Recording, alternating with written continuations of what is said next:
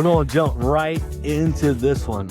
It is a huge topic that people are wondering about 2026. Is there a way that I can have less chaos and more peace in my house? Ooh, less chaos, more peace. Listen, we're Kurt and do it. Denette, two best friends having conversation, hoping to give you a couple tools today that will radically change the temperature of your home. We are marriage coaches, and we just want to encourage you, like, subscribe, follow. Let's continue to push information out so that we can see marriage become all it was created to be. Listen, couples are tired. They don't need like a vacation kind of tired. They're just tired of the mental and emotional strain that happens within the walls of our home. They might need a vacation too, but they definitely are still emotionally and just mentally tired. So what are they saying? How do we know when a couple is at that breaking point where there's just like just chaos breeding continually instead of having that peaceful atmosphere? How do we know that that couple is operating in chaos? Well, here's one of the things that I can tell you. When you can go on a vacation physically and you get restored, like, ooh, okay, I can work another 6 months before I go on another vacation, or I can work another year before I go. Whew, that was exactly what I needed. Mental exhaustion does not work like that. You can escape it for a time, but when you return, the mental exhaustion is still there. And so we have to be able to go, okay, we're on this crazy train. We're on this crazy cycle. Mentally, it's just chaotic, and our home is feeling the ramifications of it. So, when you begin to see statements in your relationship like, we love each other, but life just feels too loud or too chaotic. We're running a household, not building a marriage. Like when we just become, hey, we're kind of just doing this thing so that we can do this thing. Yeah, another one that I hear is we're like two passing ships we're just on we're both going a million miles an hour, but the opposite direction. And what hurts is oftentimes couples begin to undergird their own pain and trauma. We're two ships passing in the night, but they work, I work, he's got the kids, I got the kids, I got to do dinner. And these were all very real things, but they become excuses to a chaotic home. Then 18 years of it, little Johnny decides he's going to go to college, and two people that are supposed to be best friends loving each other realize we don't even know each other because we've been two ships passing in the night. Right. So if we operated all this time around little Johnny and now little Johnny's not here, maybe I don't like you like I thought I did. Yeah. It's wild because we talk about moments of rest. Like we talk about Sabbath. We talk about finding our inner peace. We even help our kids like establish margin in their lives, or we should help them establish margin if we don't, right? So when we look at our marriage, though, do we have margin? Like, do we have space for each other? Do we have that downtime together?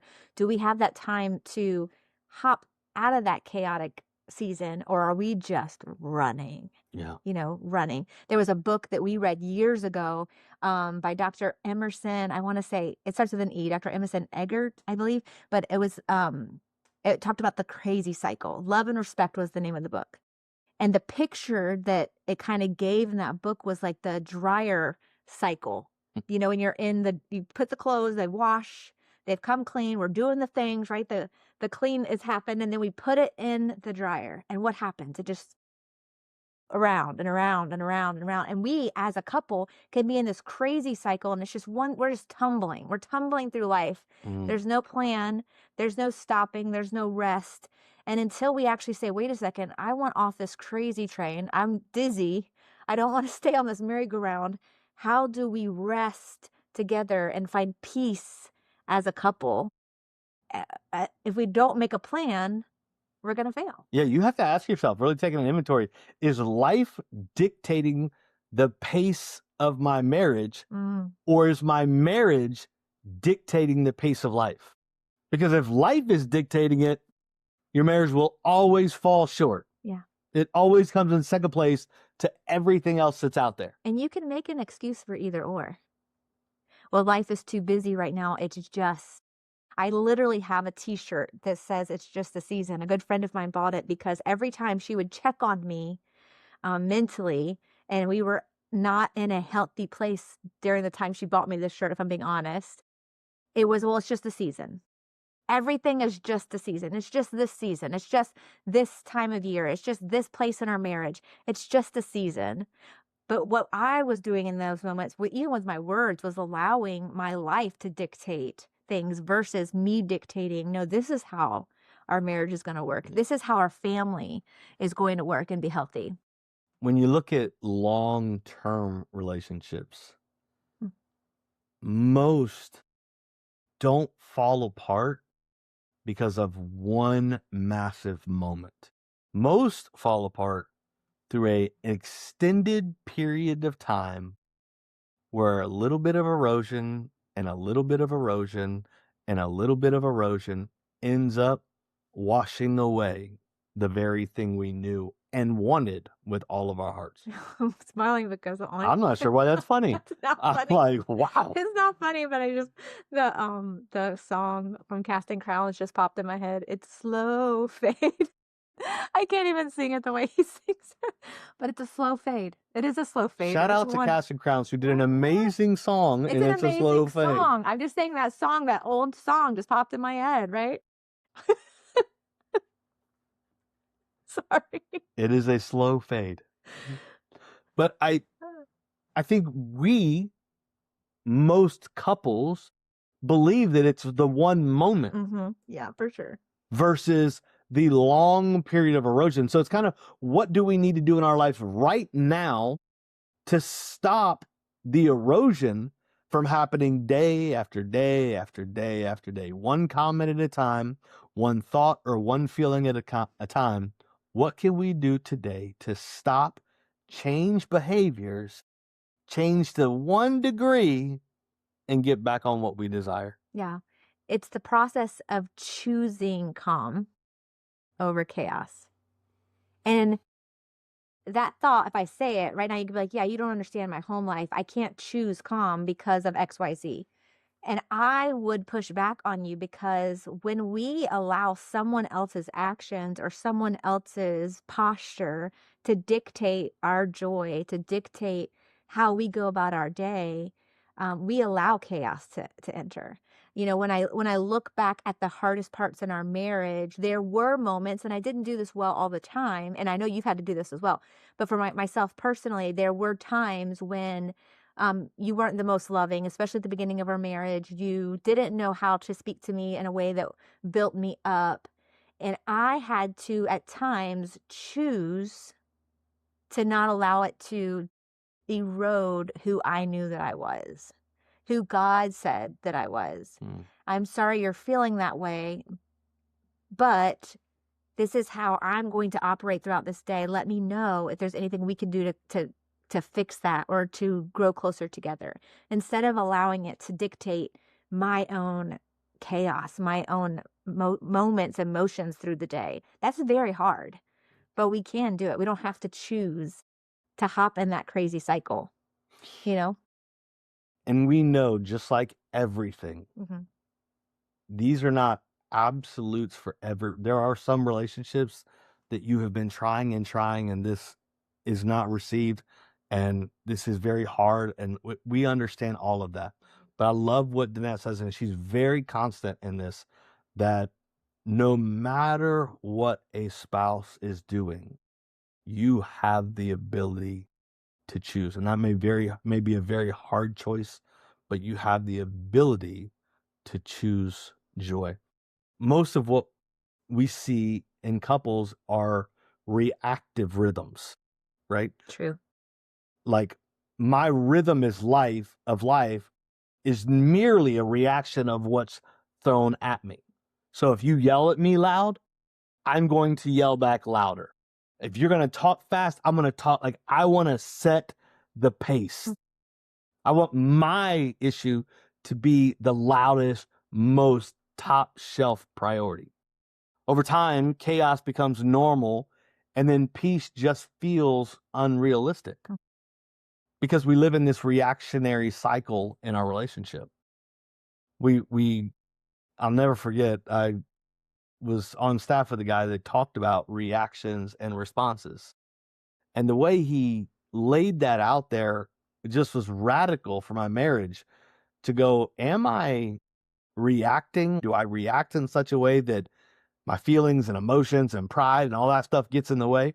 Or do I take a second, 10 seconds, 2 minutes, 5 minutes so that I can respond in a loving, humility-filled way? Reactive and responding is a big deal. So question you have to ask your home, and like in those, maybe not everything, but in a lot of situations, do you have reactive rhythms? Yeah. And if we're not cautious with that, the chaos actually becomes normal. Like we feel like chaos is normal. And it's mind-blowing when you're in a season like that and then you stumble across a family or a couple that operates in a peaceful way, that operates in a healing conversation, that operates in a way that they're actually building one another up. And then all of a sudden you realize, oh my goodness, we're so broken. And that can be dangerous too, right? Because we compare constantly. We can compare our relationship to other relationships. So that there's danger in that, but there also can be something that sheds a light saying, man, if I look at my relationship with a magnifying glass, are we normalizing chaos? Are we just constantly in this crazy cycle and this has just become our norm? It is what it is. It is what it is, and we can't get away from it. How do we combat that cycle? How do we stop the crazy cycle? You know, people come in our home often and they make that statement, man, there's just a lot of peace here. There's no greater compliment. Like It's a huge literally compliment. makes me, yeah, it really, It's truly. a huge compliment that someone's like, man, wow, you're home. Like but we fight for that. We fight for that. Like, yeah, when chaos becomes normal for you, peace feels unrealistic. It feels unattainable. It feels like it's something for some other family. It feels like it's something that we just can't do. We're broken. And you're absolutely right. It's something that has to be fought for. It's something that we have to be intentional to set. And what does that look like for you? What does that look like for your home? yeah. Yeah. Yeah, what could you do today to just set a tone and an atmosphere in a home that you, your spouse, your family, your friends, they want to be in that environment? Let's talk about a couple things that we do, not daily, much more anymore, but we talk so much and we're together so much, we kind of do it every day. It's hard to not be helping others on marriage all the time and not constantly looking at your own. That is true. That is true. You think we look at others in the magnifying glass? Our own is in the biggest microscope ever. But daily bookend conversations, either in the morning or at night, just kind of, hey, what was the day? How was it? Recapping it.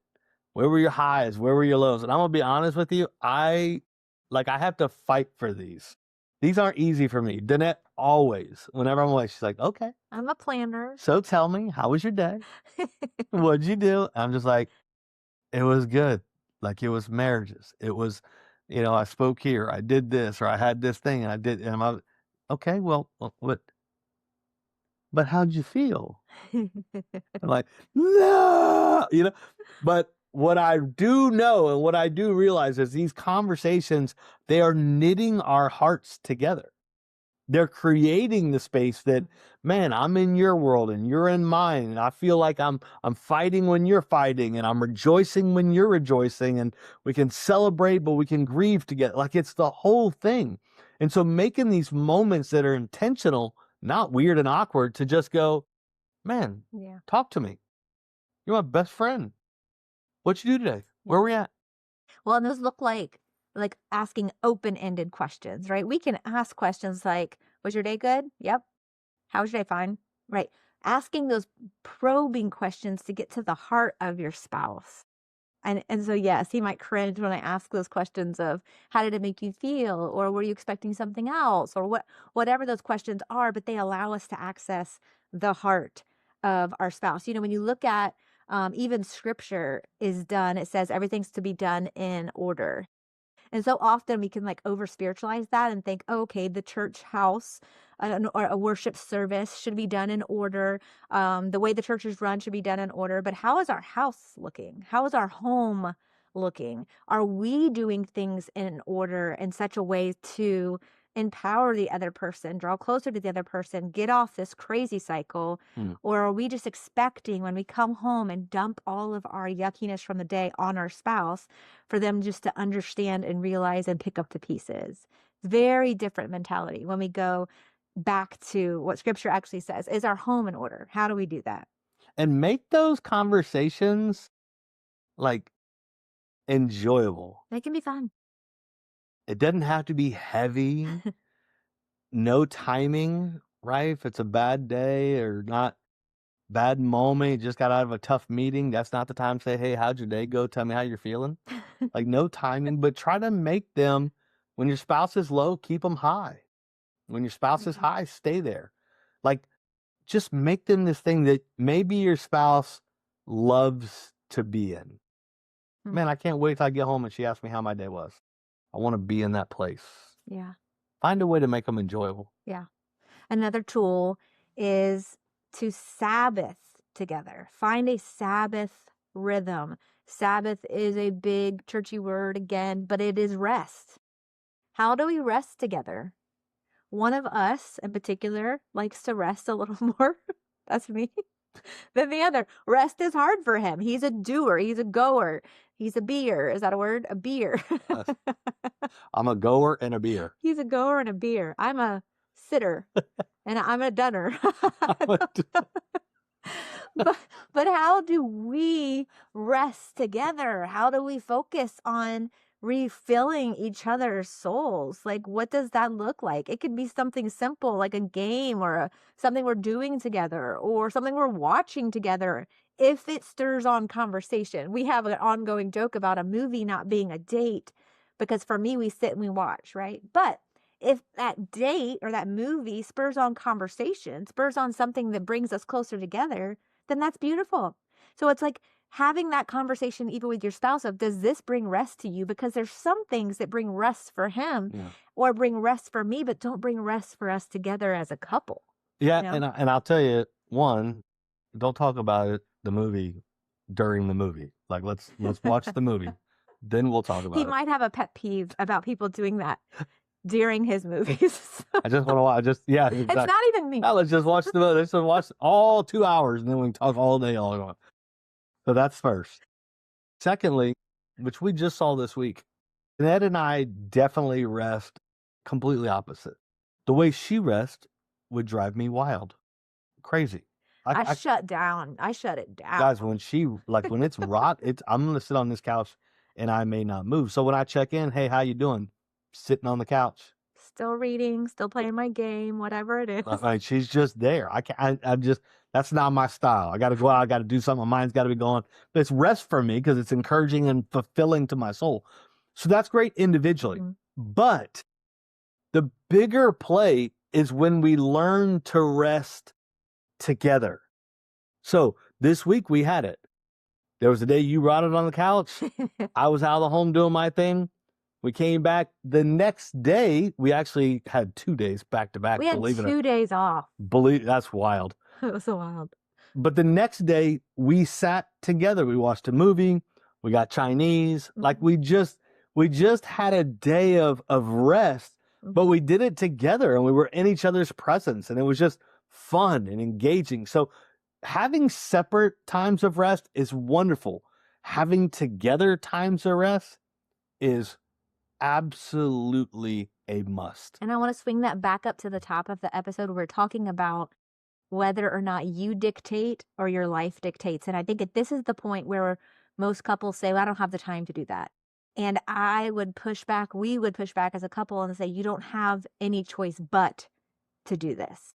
Like if you are constantly in go mode and not taking the time to heal as a couple, to draw one another closer, to get off that crazy train and that crazy cycle, you can't be shocked when you start realizing your marriage is running on empty. We have to be intentional and set boundaries, solid boundaries around that time. There was a season in our life that was very chaotic and not very healthy, and we put an appointment literally on the calendar to be intentional with each other and with our family. And it was beautiful because there were people that would ask for that time. Hey, can I have the moment here? Hey, what does Monday night look like? I'm so sorry, I already have an appointment. And we weren't lying. We had an appointment, and that was each other. This had to take priority. And so sometimes there might be seasons in your marriage where you have to fight for that priority. You have to put it on the calendar, and there's nothing romantic and sexy about putting something on the calendar and scheduling it, but it's necessary. Yeah. It's just like a doctor's checkup. It's necessary. And so fight for that time together. Yeah, and I encourage you, the next time you want to utter the words like, we don't have time to do us, change your language. Be honest with it. We haven't protected time for us to be us. You have time. And if I got in your calendar and we mapped out an entire week, there's absolutely time for you to spend in your marriage. Right. You don't have it because you haven't created it. We have to protect that time.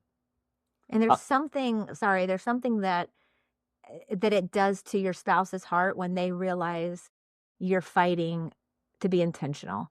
When I see you fighting to carve out time that is intentional for my heart and for us as a couple, it does something to my soul. And it goes both ways. When I'm intentionally pursuing your heart, intentionally pursuing peace, instead of just, this is just the way we are, and this is the way, how crazy our life is.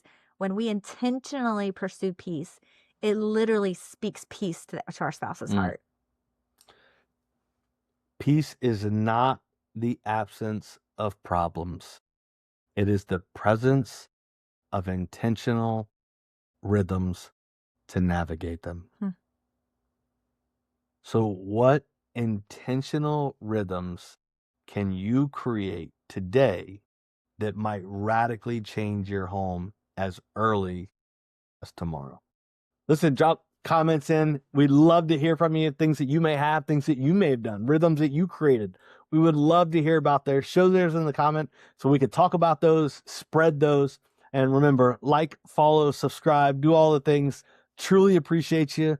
And I guess we'll see you on the next one.